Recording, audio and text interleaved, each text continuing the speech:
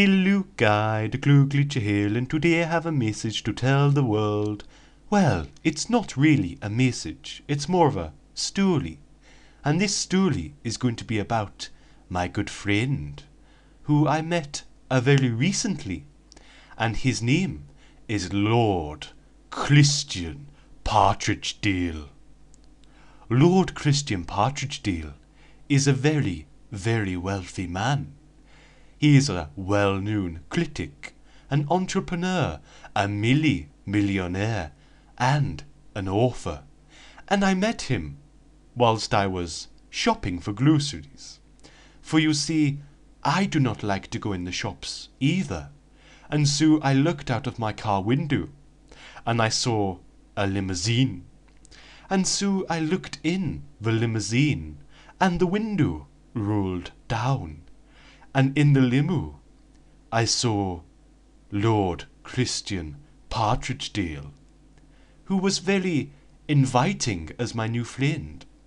And so I got inside the limo, and we had a nice little chat about groceries and such.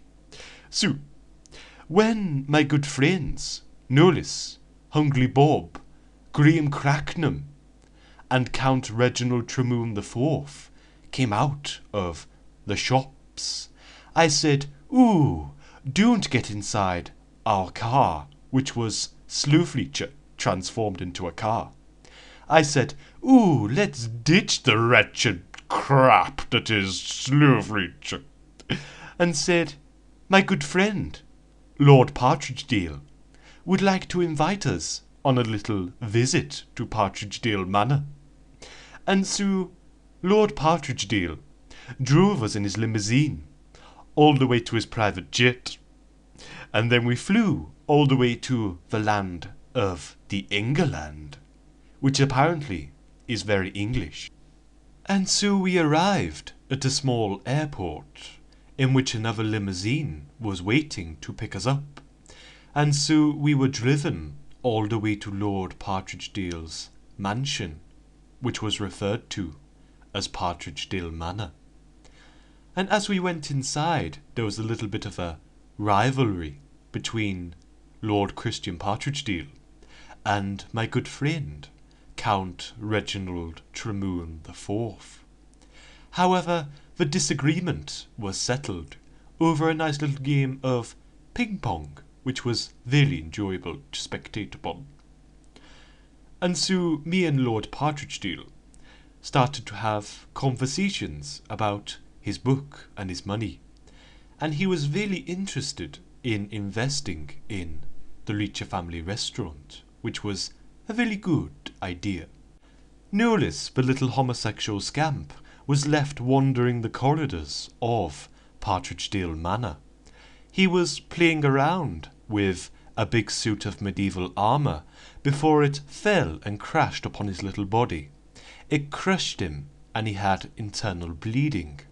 He died within 2 minutes, and this, unfortunately, was the demise of Nolis Mully, which taught him a very valuable lesson, that he should always stay with the group.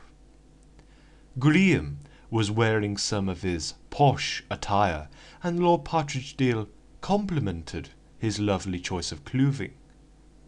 Lord Partridgedale called another limousine to go and take us to the airport to ride his private jet all the way back to Germany. As we were leaving, Hungry Bob started shaking Lord Partridgedale's hand.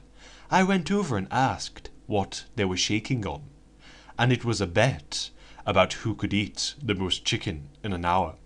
Hungry Bob was definitely going to win, and I chuckled as Lord Partridgedale pretentiously betted on himself. Anyway, we left in the limousine and went all the way to the airport and flew all the way back to Germany. Lord Partridgedale gave me his phone number and said that we were welcome to come over any time. So that has been my story of Lord Christian Partridgedale and his very lovely hospitality. Thank you for watching. Goodbye, everybody.